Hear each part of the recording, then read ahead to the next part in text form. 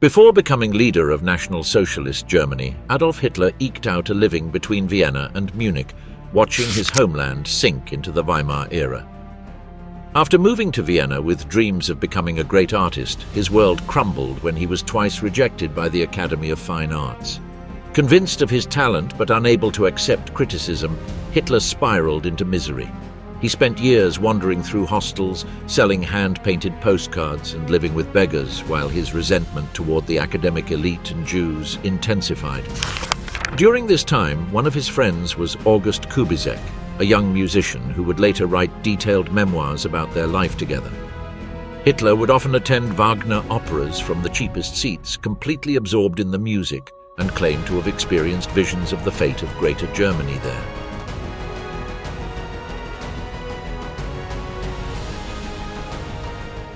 The secrets of the Hitler surname, an origin tarnished by doubt. 13 years before Adolf Hitler was born, an event occurred that would later be key to his story. In 1876, his father decided to drop his name Alois Schicklgruber and began using the surname Hitler. Adolf said there was nothing his father could have done that he liked as much as getting rid of that rough peasant name. Imagining the masses saying Heil Schicklgruber would have been strange. The Schicklgrubers came from a long line of poor farmers in the Waldviertel, a mountainous and forested area in northwestern Lower Austria near Bohemia, known for its closed and difficult people. Hitler's father, Alois, was born there on June 7, 1837, in the village of Strones.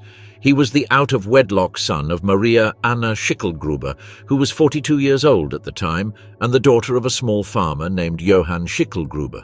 He was baptized on the same day in Döllersheim as Alois Schicklgruber, and the father's space was left blank in the registry. To this day, the identity of Hitler's paternal grandfather has never been known. 5 years later, Maria Anna married Johann Georg Hiedler, a 50-year-old itinerant miller from Spittel, about 24 kilometers away. Hiedler had no clear direction in life and ended up living in the same house as Maria Anna and her father. They were married for 5 years. She died in 1847, and he died of a stroke 10 years later. By then, or even before, the boy Alois was taken to live with Johann Nepomuk Hiedler, Johann Georg's younger brother. Nepomuk owned a medium-sized estate in Spittel. It is unknown why he decided to raise the boy, but it seems that Alois had a simple but stable childhood. He attended elementary school and then began learning the shoemaking trade. At 13, like many rural youths, he went to Vienna to continue his training in leatherwork. Alois was the first in his family to attempt to rise in social standing. By 1855, he was already working in a low-ranking position in the Austro-Hungarian Ministry of Finance. For someone with little education, his progress was remarkable. After training and passing exams, he became a supervisor in 1861 and entered the Customs Corps in 1864. He was sent to Braunau am Inn in 1871, and 4 years later was promoted to inspector. In 1876, he decided to change his name. He did not do so out of shame for his illegitimate origins, a practice common in rural Austria, although condemned by the church. He never tried to hide it, even after the change. It is unknown whether this was his own decision or whether his uncle Nepomuk encouraged him. Some believe that Nepomuk, who had no sons, offered him an inheritance in exchange for taking his surname. A notary in Weitra recorded on June 6, 1876, that Alois was the son of Georg Hitler. The following day, the Döllersheim parish priest amended the birth certificate, crossing out of wedlock, adding in wedlock, and listing Georg Hitler as the father. This was the same Johann Georg Hiedler who had married his mother in 1842, but who had been dead for almost 2 decades. The 3 witnesses to the ceremony, all relatives, confirmed that Johann Georg had acknowledged Alois as his son. According to the priest, the witnesses stated that the father had requested that his name appear on the certificate. This name change, something of no importance outside of family history, became an endless topic because it directly affected the identity of Hitler's grandfather. 3 theories have been considered. The first 2 revolve around a possible secret within the Hiedler family.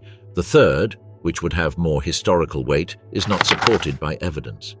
The first thought is that the real father was Johann Georg Hiedler, as noted in the certificate.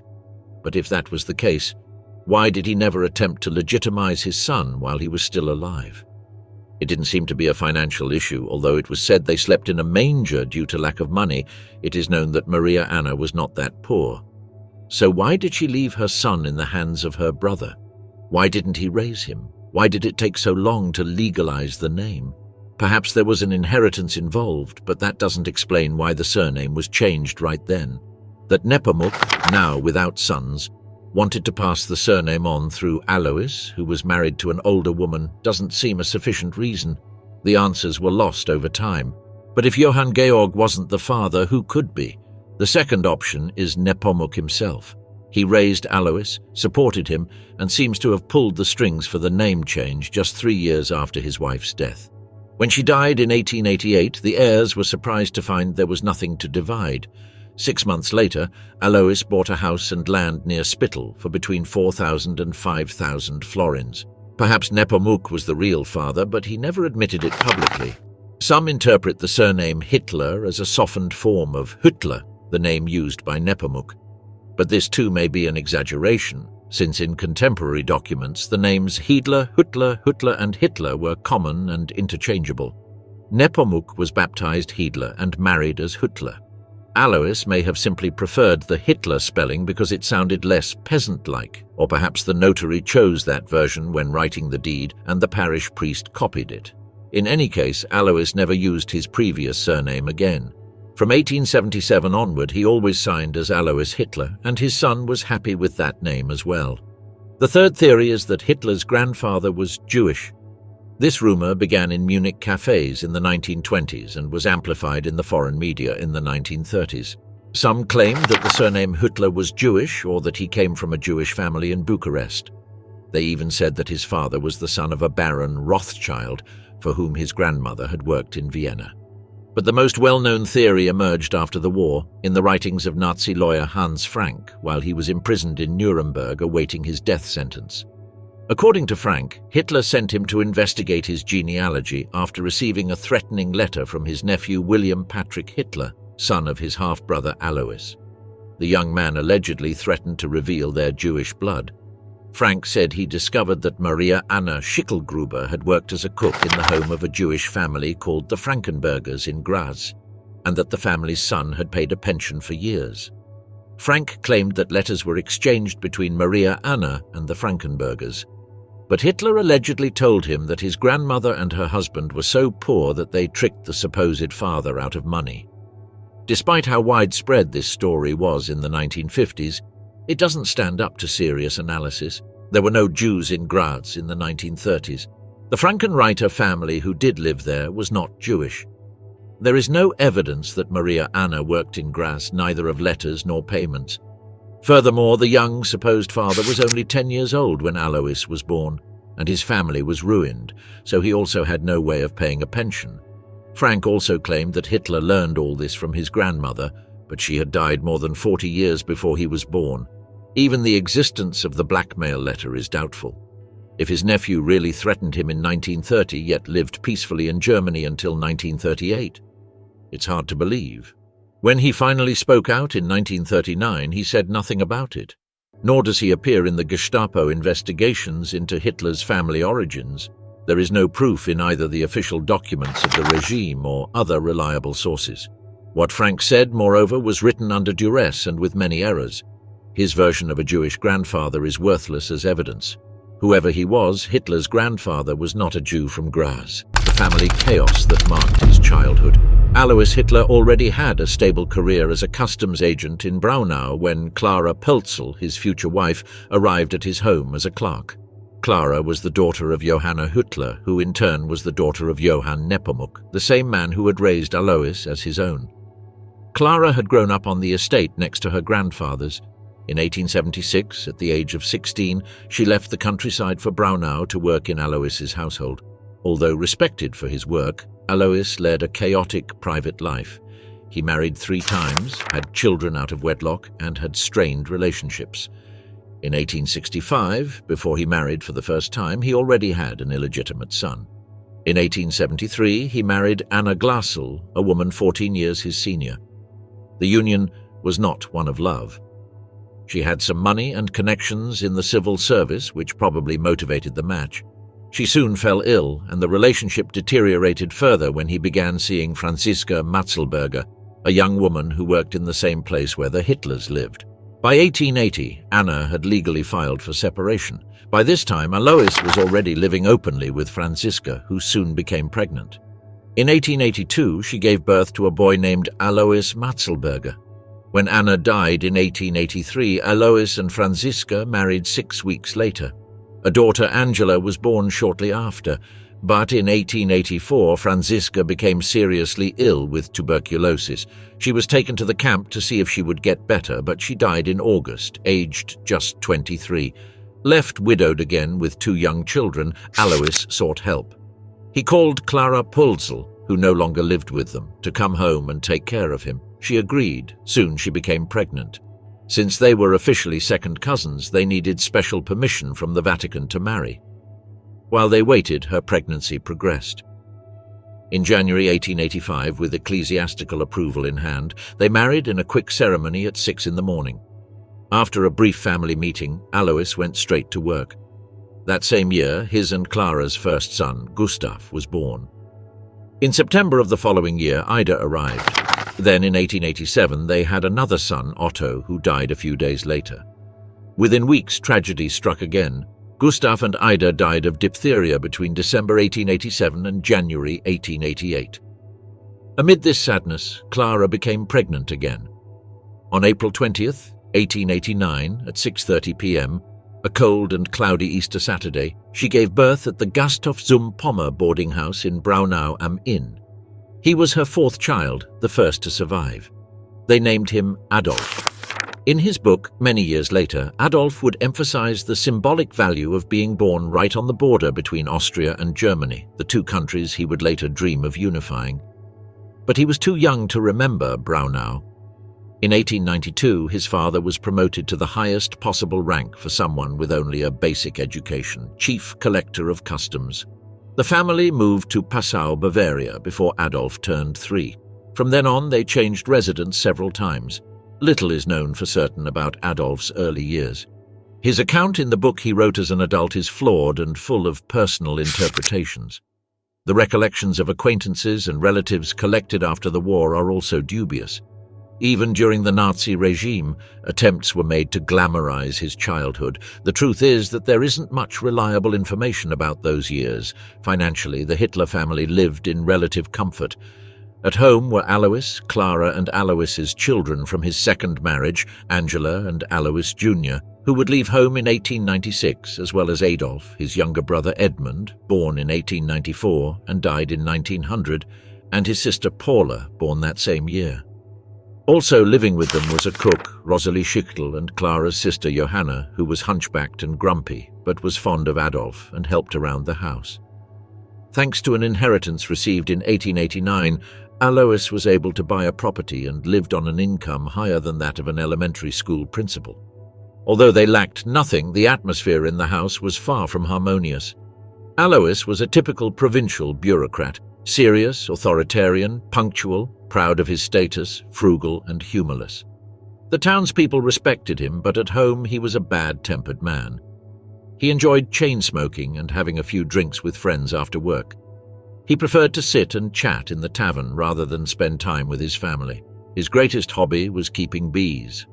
From his post in Passau, he would walk half an hour every day to watch them, then stop at the tavern. There he found more peace than in a house full of children. Over the years, he bought several plots of land near his hometown to keep his hives.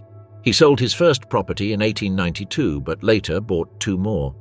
At home, he was a controlling husband and a demanding, cold, bossy and impatient father.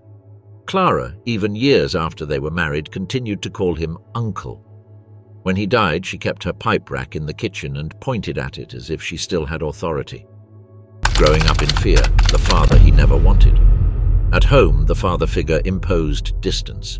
Adolf grew up surrounded by Alois's volatile temper, which would go from calm to angry without warning. He himself would recount years later that these outbursts were accompanied by blows. He had no affection for his father. What he felt was fear. He said that his mother, who was everything to him, suffered when she saw the punishments he received. Sometimes she would stand on the other side of the door listening to him cry. Paula, his younger sister, would also remember the atmosphere. According to what she recounted after the war, her mother was very sweet and sensitive, the only thing that balanced an overly strict father and children who were difficult to control. The arguments between his parents almost always involved the children. Adolf, in particular, brought out the worst in Alois, who scolded him daily. Clara, on the other hand, would hug him afterward and try to calm him down. She wanted to achieve with tenderness what her husband sought with harshness. Adolf himself, in his nightly conversations in the 1940s, spoke of his father's rigidity. He recounted how, for no apparent reason, he would lash out and hit. He said his mother was anguished by this. Adolf made no secret of his terror. He claimed that she worried so much that she would wait on the other side of the door while he was whipped. It's likely that such violence wasn't limited to the children alone. In one passage of his book, he described how in certain families, children witnessed scenes in which the drunken father beat the mother. Although he spoke of others, the story could have been inspired by what he himself experienced. How much these scenes influenced his character is impossible to know for sure, but that they left a mark is difficult to deny. What was happening on the surface didn't show, but inside, something was already forming. Although it cannot be proven, some see in that childhood the first signs of what was to come: difficulty forming close relationships, rejection of weak female figures, a need to control, and a marked coldness. The few affectionate gestures that are remembered from him point in only one direction: his mother. As a child, that home divided between the harshness of his father and the devotion of his mother was his constant reality. Clara couldn't protect him from punishment, but she offered him comfort. Paula said that her mother tried to mediate, but Alois's strong character made it impossible. Under those conditions, Adolf learned from a young age to navigate between tension and refuge. None of this could be perceived from the outside, but inside something was already breaking. From school desk to rejection, Hitler's fall at school. In 1895, Adolf Hitler started school in Fischlum, a village near Lambach. He was 6 years old. His father accompanied him that first day. He walked with him hand in hand, entered the classroom with authority, stood in front of the teacher and bluntly said, "This is my son. He will be great one day. Take care of him." The boy, standing at his side, didn't say a word. His own father recounted this scene. In the early years, Adolf was a diligent student. He received good grades. He enjoyed drawing, copying coats of arms, uniforms, and battle scenes. He showed enthusiasm in subjects like history, but didn't excel in all of them. In Lambach, where the family lived for a time, he attended a school run by Benedictine monks. It was a sober place with stone structures and quiet courtyards. The priests taught rigorously. They wore black cassocks and maintained order with discipline. There, Adolf was impressed by the religious rituals. He joined as an altar boy, moving back and forth between the rows of pews, carrying the censer. Years later, he would remember the liturgical chants and Latin phrases with precision. For a time, he considered becoming a priest. That idea didn't last long, but it left its mark. The solemn atmosphere of the monastery, the chants, the images, the incense, all of this remained etched in his memory. During his time in Lambach, a carved stone swastika decorated the monastery entrance. He saw it daily. That image didn't have the political significance it would later acquire. It was merely a religious symbol that many Catholic churches included in their architecture. But years later, the regime's propagandists would mention it as an early sign of the boy's destiny. In 1896, the family moved again, this time to Leonding, near Linz. There they settled into a house with a garden not far from the cemetery. The boy dreamed of being an artist, a draftsman, and a painter. He didn't understand why his surroundings insisted so much on a desk-bound career. At Leonding Elementary School, Adolf continued to achieve acceptable results. But the atmosphere at home grew increasingly tense. He began to get along badly with his teachers, his grades dropped. In this climate, he became withdrawn. His attitude changed. He read only what interested him and ignored everything else. In 1900, the family suffered another blow. Edmund, Adolf's younger brother, died of measles. He was only 6 years old. For Adolf, it was also a heavy loss. Edmund was his playmate, his shadow. From that moment on, he became more withdrawn. His way of dealing with others changed. He spoke less. He would lock himself away for hours, drawing soldiers, battles, weapons, and reading books on German history. That same year, he was sent to the Technical Institute in Linz. He hated that place. It was large, impersonal, with overcrowded classrooms and demanding teachers. The program included technical subjects, mathematics, physics, and mechanical drawing. None of that interested him. His grades plummeted. He failed almost every subject. He only passed drawing and gymnastics. His attitude in class was passive. He didn't hand in homework. He didn't pay attention. The teachers didn't know what to do with him. His performance continued to plummet. They talked about sending him to work, so time passed, with no improvement. In 1905, at the age of 16, he left school without a certificate. It was the end of his formal education. From then on, he would never set foot in a classroom as a regular student again. The little he learned, he did on his own, reading books that interested him. For a time, he lived with his mother and sister in a rented house in Urfa. They struggled. Clara received a pension as a civil servant's widow, but it wasn't enough. They lived on the bare minimum. Adolf didn't look for work. He spent his days reading, drawing, walking around the city. He went to museums, the library, the folk theatre. Sometimes he sat and watched trains or lost himself in the streets. His world was internal. Reality was heavy on him. In Linz, his days followed a solitary routine. He had no close friends. He would walk for long hours along the banks of the Danube. Sometimes he would watch the boats crossing or stop in front of statues. He liked to read about Germanic history, battles, ancient empires. He also copied illustrations from art books. He made sketches of buildings, arches, facades. No one knew exactly what he did all day, but he always carried a notebook with drawings and notes. He was bothered by the noise of young people his age. He didn't participate in games or sports. He isolated himself. His clothing was modest.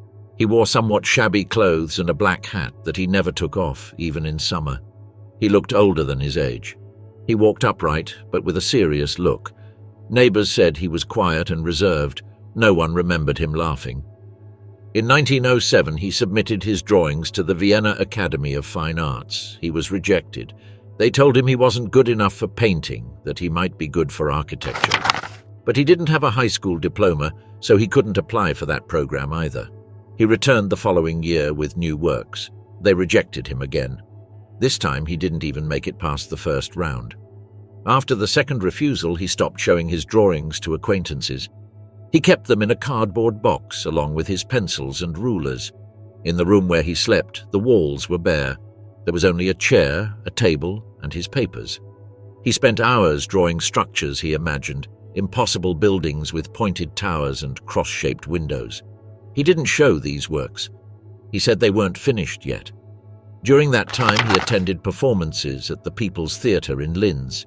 He sat alone in the back rows. He saw cheap operas, patriotic plays, historical dramas. He applauded at the end mechanically. Sometimes he recited fragments afterward, alone in a low voice. He said the theatre was his only escape. No one accompanied him. After the academic rejections, he stopped talking about art. He began to walk more. Sometimes he disappeared into the woods. He returned at dusk. He didn't say where he had been. He looked thinner. He ate little. He slept poorly. Loud noises bothered him. He said he couldn't stand the crowing of roosters or the cries of children. He carried a notebook where he jotted down phrases he heard on the street. He copied them down and analyzed them. On his nightstand was a single book, a biography of Frederick the Great. He read it in fragments over and over again. He also collected newspaper clippings with news about Germany. He wasn't interested in advertisements or local events, only articles about the empire. He pasted these clippings into an old notebook. Eventually, he stopped dressing to go out. He spent his days in a bathrobe. He only changed when he went downtown. He bought pencils, cheap paper, black ink. He didn't speak to the vendors. He paid, nodded, and left. He carried a cloth bag where he kept everything. He walked with his eyes straight ahead without looking to the sides. In December 1907, his mother died. A few days later, he began preparing for her departure. He sold some of his belongings, packed his drawings in a suitcase, and folded his clothes carefully. He left Urfa without saying goodbye. He walked to the station with a firm step. He boarded the train to Vienna at 18, without a degree, without money, with no clear direction. Vienna, the miserable years that wiped him off the map. In January 1908, Adolf Hitler arrived in Vienna at the age of 18.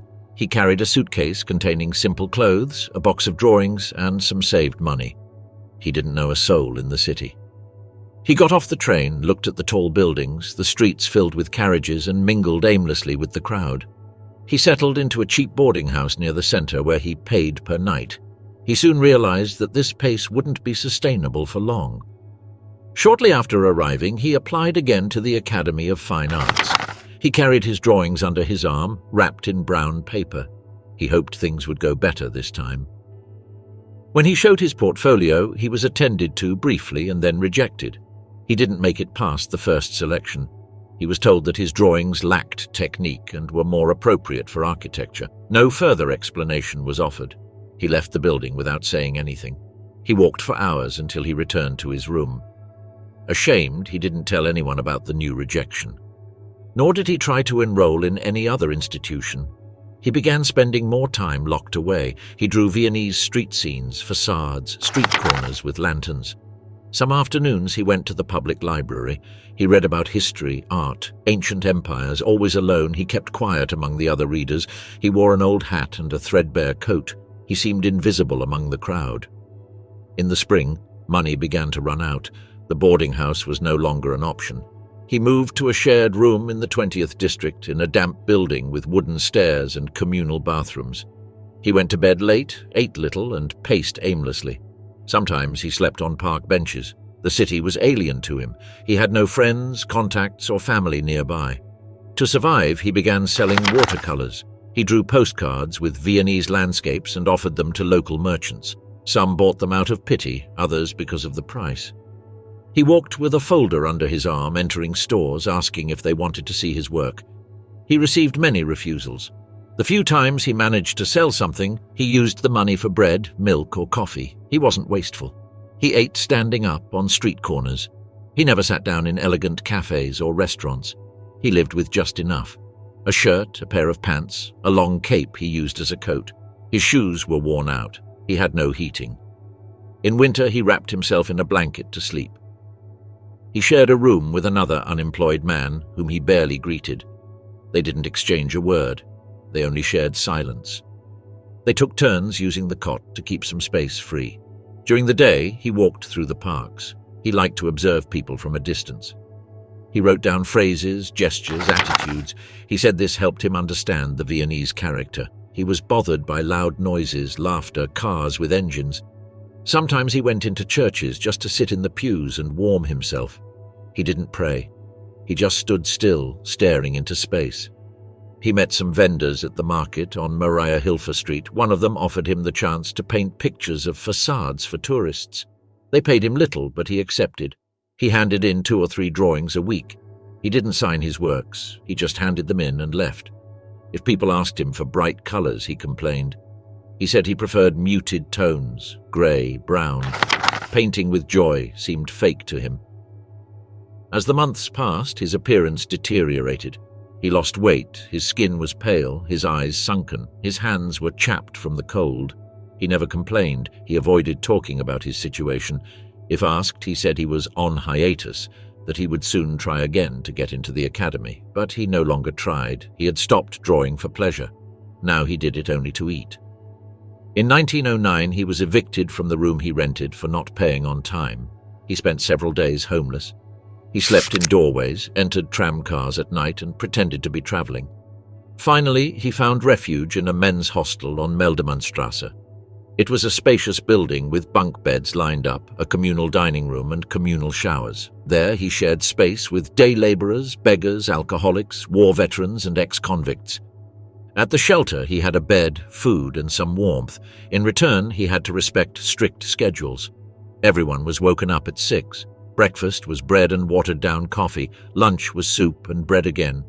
At 8 at night, the lights went out. No loud talking, no visitors were allowed.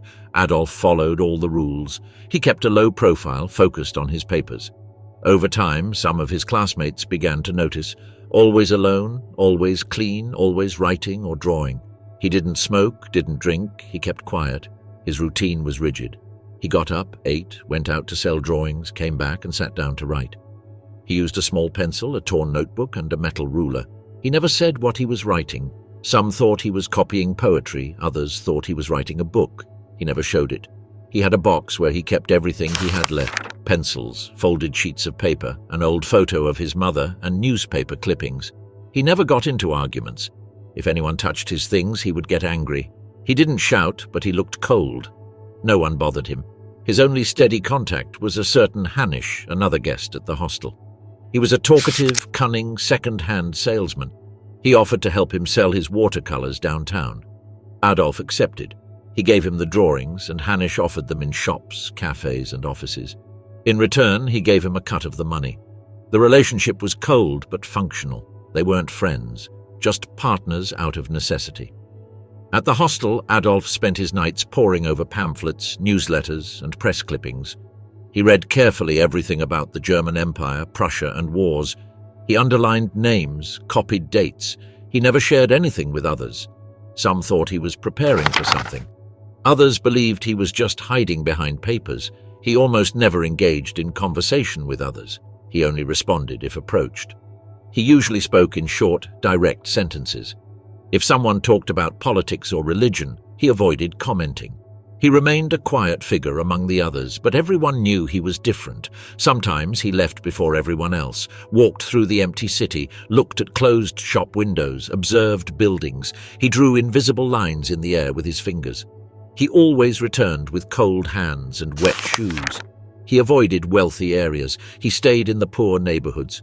He watched shops, listened to the vendors. He carried a hardcover notebook in which he wrote phrases, names, details. No one knew for what purpose. He ate in silence. He kept to himself during meals. He finished quickly and retreated to his corner. He drew or wrote. He never played cards or joined in conversations. He preferred to stay still. In 1910, sales of watercolors declined. Vienna was in crisis. The merchants no longer wanted postcards. Hanisch said there was no market. Adolf didn't confront him. He just took the money and kept drawing. He tried new subjects without success. The deterioration continued. Worn clothes, black nails, a patched coat, a misshapen hat. He wore the same shoes. Sometimes he spent hours in the library just to be under a roof. He argued with Hanisch. He accused him of hiding money. They shouted at each other. They never spoke again. He tried selling on his own, to no avail. He became totally dependent on the shelter. He ate whatever they gave him. He shut himself away. He lost weight. He slept poorly. He sat up in bed in the early hours of the morning, not moving. Some thought he was getting sick. He wrote more. He used any paper. He had a box of papers full of sentences, diagrams, copies. No one saw him show anything. A social worker interviewed him, asked about his life. Adolf was blunt. He said he was a painter, that he didn't need help. No one questioned him again. At the end of 1910, he was registered as a permanent resident. Munich, the deserter without direction or destiny. At the beginning of 1911, Adolf Hitler left Vienna. He told no one. He packed his clothes, his drawings, and his box of papers. He took the train to Munich in southern Germany. He arrived with little luggage and no clear plan. He got off at the main station and looked for a boarding house to spend the night. He found a modest room with a single bed, a chair, and a window overlooking the grey roofs of the neighbouring buildings. He had crossed the border without proper papers. He didn't notify the Austrian authorities of his change of residence, which was mandatory for any citizen of the empire. In Munich, he remained hidden for a time, avoiding searches and controls. He sometimes used a false name. He didn't want to return to Vienna. He said he had nothing there anymore. He didn't look for work or assistance. He continued drawing facades and postcards. He walked through the city centre, observing buildings, taking notes and sketching on loose papers. His life didn't change. He repeated the same solitary routine he'd been carrying on since Vienna. No ties, no help, no direction. Even so, he insisted on keeping trying. For the first few months, no one knew who he was. His name barely appeared in the records. He received no visitors, no letters, and no messages. He corresponded with his sister Paula or any of his relatives. It was as if he'd cut all ties. He didn't talk about his past. If anyone asked, he answered evasively or in short sentences. He said he was a painter, nothing more. In cafes, he sat alone. He read the newspapers, especially those with political or military news. He underlined phrases, folded pages, and saved clippings. He didn't converse with the waiters or other customers. He just observed. He jotted things down in his notebook, names, dates, fragments of speeches. He had a special fascination with the chronicles of Berlin, with the tensions between European powers, with anything that involved mobilization or force. In the summer of 1912, he received an official notification from Austria. The authorities had noticed his absence from the register and demanded that he report to Linz for the mandatory medical examination for military service. The letter cited him with a date and place. It was a legal requirement. If he didn't show up, he could face serious consequences. Adolf became agitated. He had no intention of serving, nor did he want to return to Linz, but he feared being arrested or deported. At first, he considered ignoring the letter. Then he changed his mind. He decided to act quickly. He went to the Austrian consulate in Munich and declared that he hadn't received the summons in time. He claimed to be in precarious financial circumstances and unable to travel. He showed his drawings as proof of his occupation. He asked for an extension. He didn't mention that he had been avoiding official registration for months. The officials granted him provisional permission to report to Salzburg, closer than Linz. He nervously prepared for the trip. He took a train, arrived in the city, and stayed in a cheap boarding house.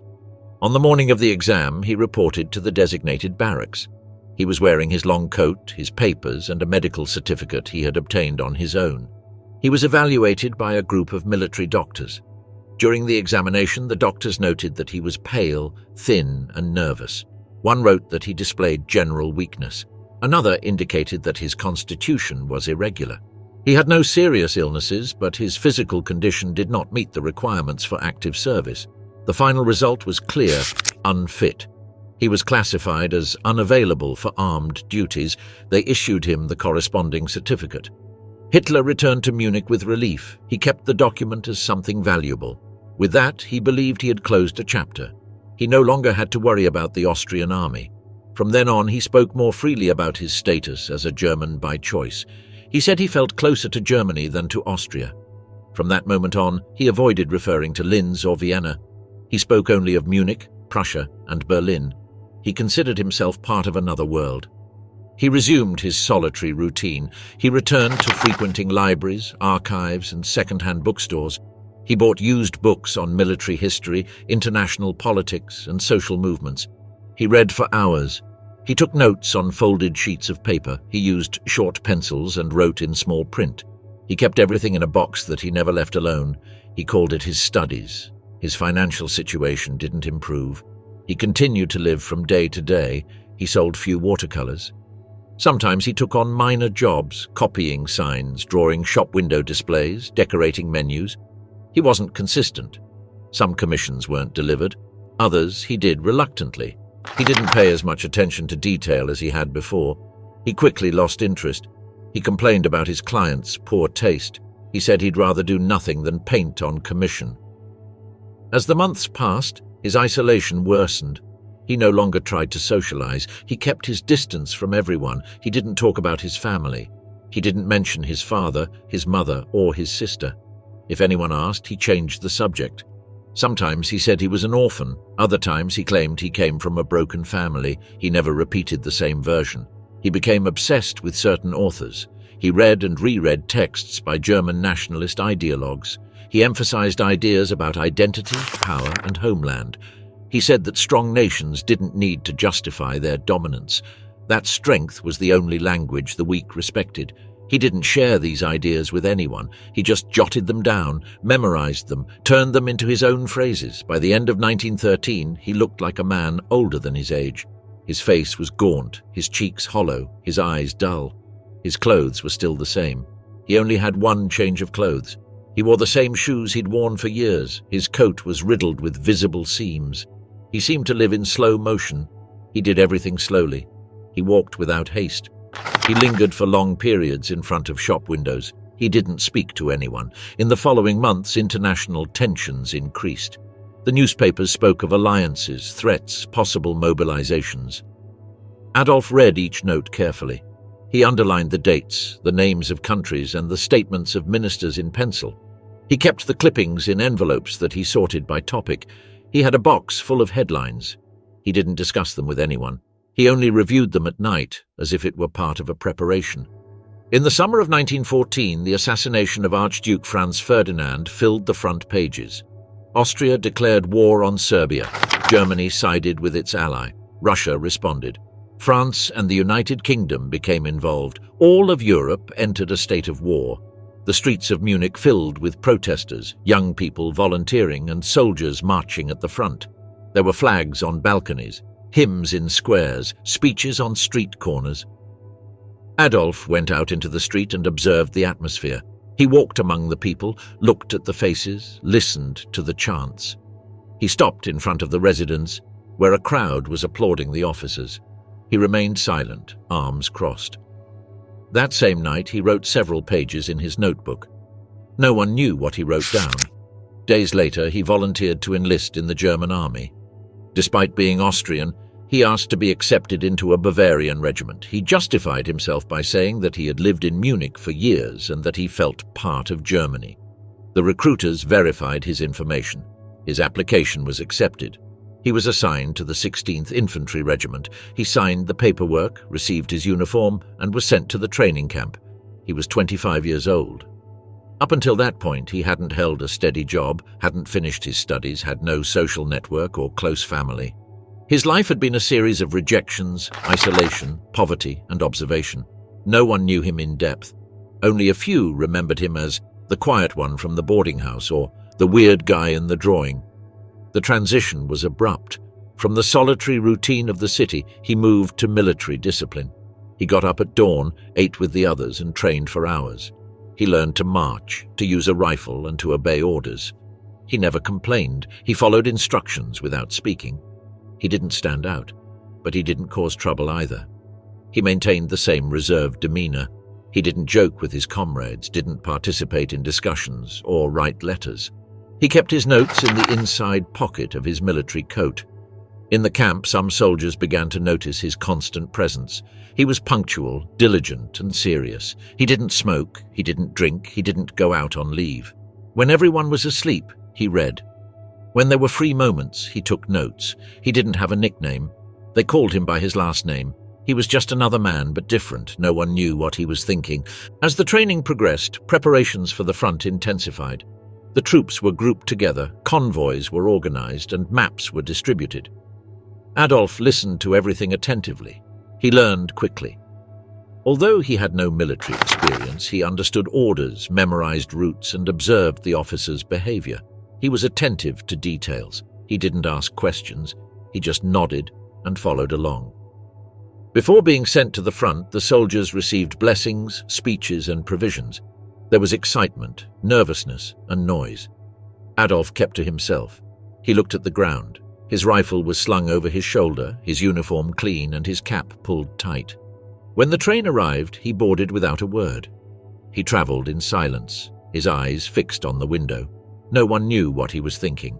The regiment was assigned to the Western Zone. They passed through Belgium before reaching France. The conditions were harsh: rain, mud, cold, gunfire. The fighting was irregular. In the early clashes, Adolf served as a runner. He carried messages between trenches, dodging gunfire and crossing exposed areas. It was a dangerous task. Many never returned, but he did. His bravery caught the attention of his superiors. He didn't talk about what he was doing, he just did his part. He earned a decoration. He was mentioned in the regimental bulletin. Even so, he remained a silent soldier. He didn't boast, he didn't celebrate. He just kept the paper with the commendation among his belongings. He shared the trench with other soldiers but didn't make friends. He slept when he could, ate in silence, and cleaned his equipment carefully. He didn't write home. He had no one to write to.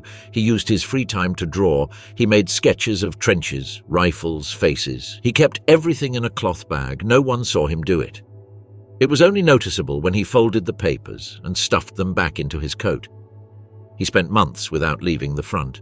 He saw comrades die, lost part of his hearing in a nearby explosion, became ill from gas, and suffered frostbite. He didn't ask to be evacuated. He remained at his post as long as they allowed it. When he was transferred to a field hospital, he barely spoke to the doctors. He showed his wounds, received treatment, and waited silently. He returned to the front as soon as he was discharged. His place was in the regiment. He had found a way to belong. He was no longer the aimless stranger in Vienna. Now he was part of something, even if it was a war.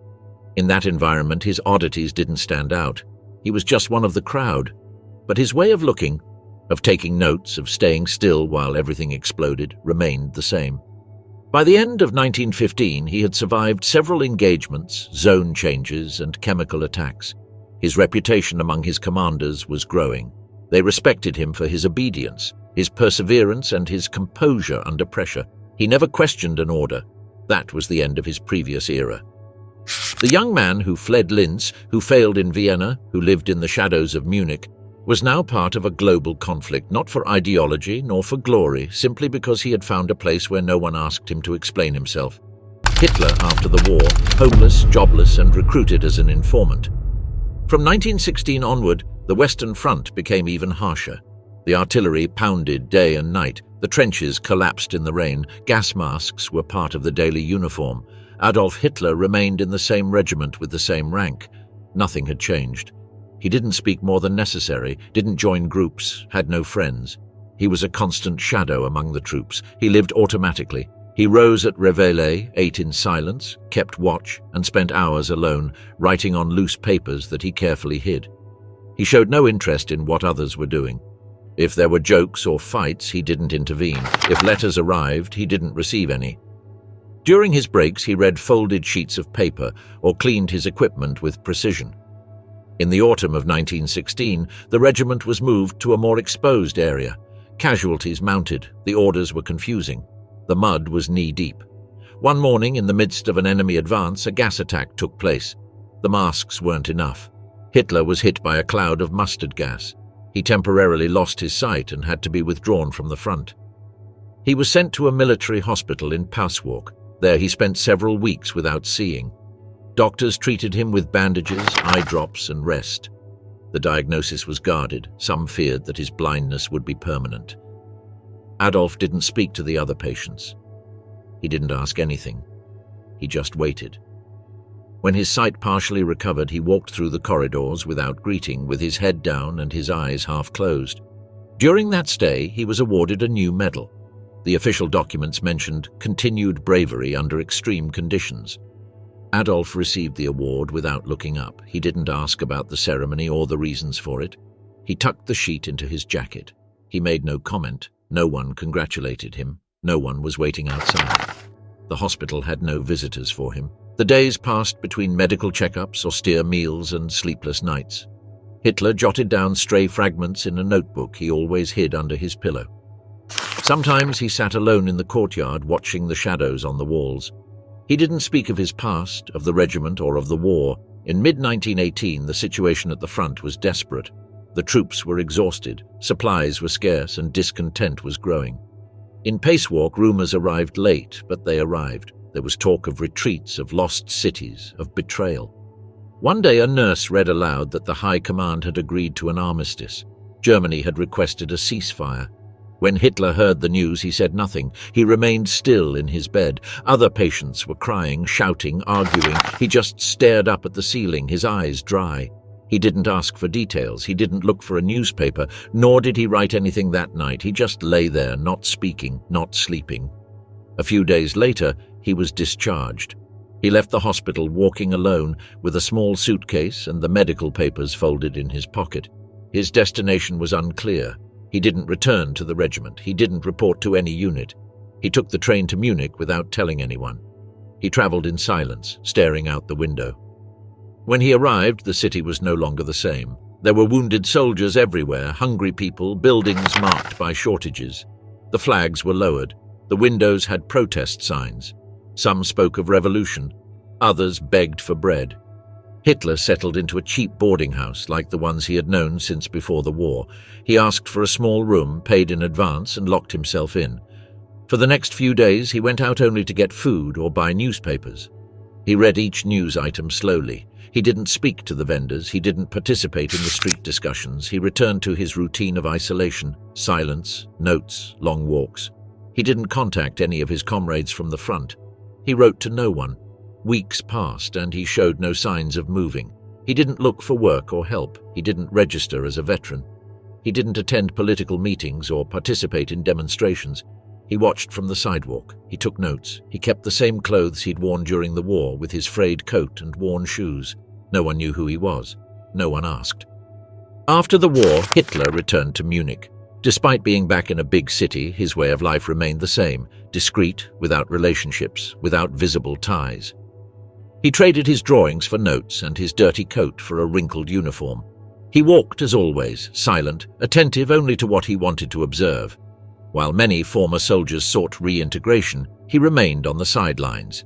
He didn't frequent veterans' bars, he didn't attend social gatherings, he didn't write letters of recommendation or apply for benefits.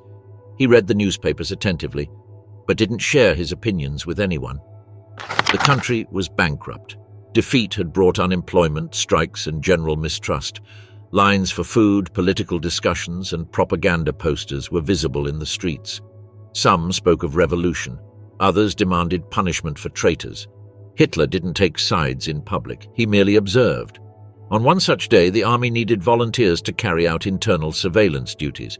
Many rejected the offer. He applied.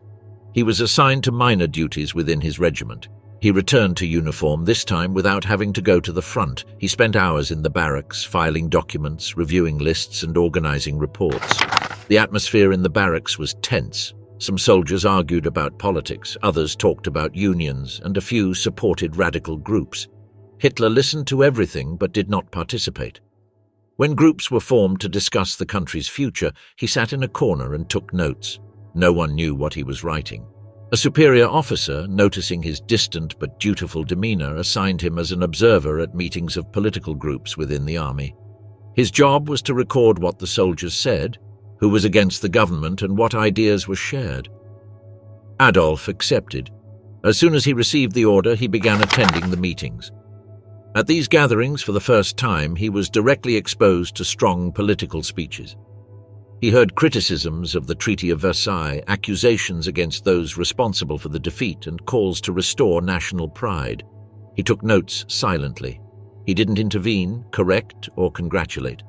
His task was to listen and record. They spent weeks on this task. Then a commanding officer asked him to share his impressions with a small group. It was the first time he'd ever been asked to speak. He went up to the front of the room, stood up straight, and began to speak in short, firm, organized sentences. His voice didn't tremble.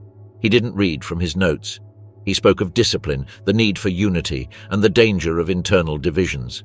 The officer was satisfied. That event was a turning point. From then on, he was allowed to attend more meetings, no longer as a listener, but as part of the group. He continued taking notes, but occasionally asked questions. His interventions were brief but direct. He used simple examples, spoke from his experience at the front, and avoided talking about himself. In the regimental records, his name appeared as part of the internal information section. He held no special rank, but his work was valued for its precision. He maintained his routine: barracks, reading, short walks, frugal meals. No one saw him laugh. No one knew if he had a family. They only knew him for his punctuality and his quiet way of working. Thus ended his time as a soldier. He was not a hero of battles, nor a leader of troops. He was a discreet messenger, wounded twice, decorated without ceremony, and then assigned to internal duties out of obedience.